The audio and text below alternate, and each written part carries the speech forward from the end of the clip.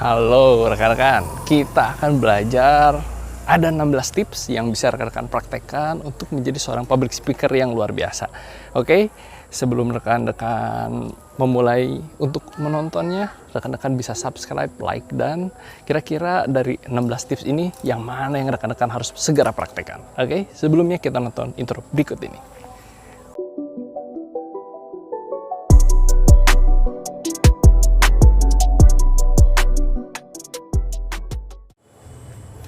Halo rekan-rekan, yang pertama tentu pada saat rekan-rekan akan melakukan sebuah public speaking atau namanya presentasi gitu ya, rekan-rekan harus memperhatikan yang namanya teknis.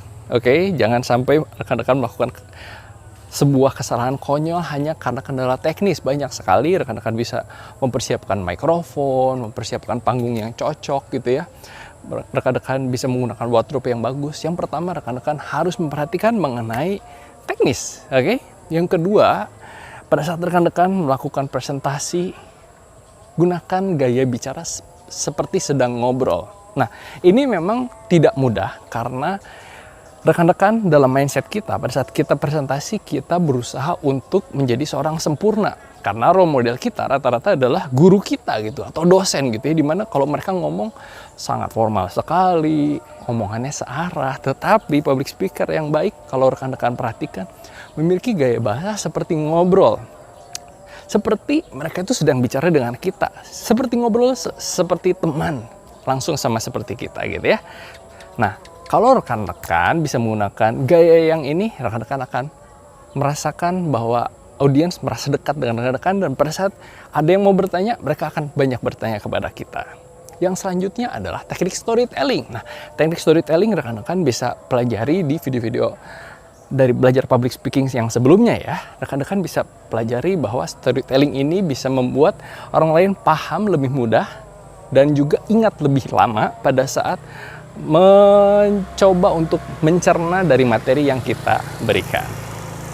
Tips selanjutnya adalah, yang selanjutnya pasti rekan-rekan harus menggunakan fakta, yaitu pada saat rekan-rekan membuat sebuah presentasi atau public speaking mengenai suatu materi yang mengajak ya, pastikan itu berdasarkan fakta dan itu bisa mendasari kenapa orang-orang tersebut harus mengikuti apa yang kita ajak.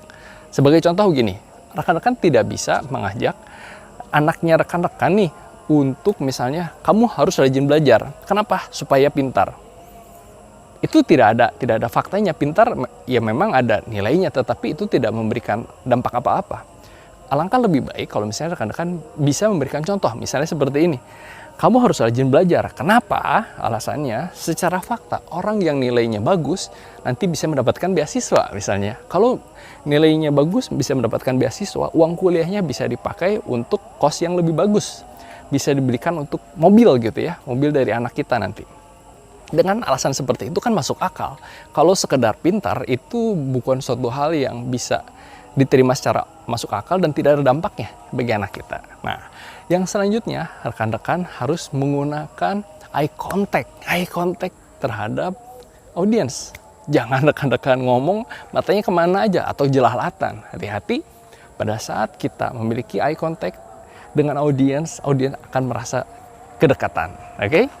Ada yang namanya quotes atau pepatah. Nah, dari zaman dulu kita semua selalu mendengar kata-kata bijak ya. Nah, quotes atau kata-kata bijak ini bisa rekan-rekan kutip dengan tentu saja menyebutkan siapa nama orang yang kita kutip namanya. Nah, dengan cara menggunakan quotes ini, rekan-rekan bisa membuat lebih menarik public speaking rekan-rekan menjadi lebih menarik. Dan yang selanjutnya, tentu gunakan gaya bicara rekan-rekan yang unik. Nah, rekan-rekan bisa menonton di video sebelumnya tentang 15 tipe pembicara, 15 gaya bahasa gitu ya, yang rekan-rekan bisa gunakan pada saat nanti rekan-rekan ingin melakukan public speaking. Gunakan 15 tersebut, boleh pilih salah satu atau dua atau di mix, dicampurkan dengan gaya bahasa sendiri ya. Lalu selanjutnya, prepare. Tentu gini, jangan rekan-rekan merasa bahwa saya sebagai seorang public speaker itu tidak boleh bawa contekan. Tenang. Apabila ini adalah kesempatan pertama rekan-rekan melakukan public speaking, gunakan contekan. nggak apa-apa. Tetapi tentu gunakan poin-poinnya saja gitu ya. Rekan-rekan menggunakan poin-poinnya saja supaya lebih terstruktur. Sekedar itu aja. Dengan rekan-rekan membuat sebuah preparation, minimal rekan-rekan merasa lebih percaya diri, oke? Dengan rekan-rekan memiliki kepercayaan dirian, maka rekan-rekan bisa melakukan speech dengan lancar.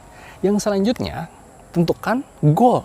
Tentukan goal dari speech-nya rekan-rekan, presentasinya rekan-rekan. Apakah itu adalah sebuah speech untuk jualan? Apakah itu adalah sebuah speech mengenai informasi? Nah, rekan-rekan bisa tentukan dari awal kira-kira apa yang menjadi goal atau tujuan dari speech-nya rekan-rekan, oke?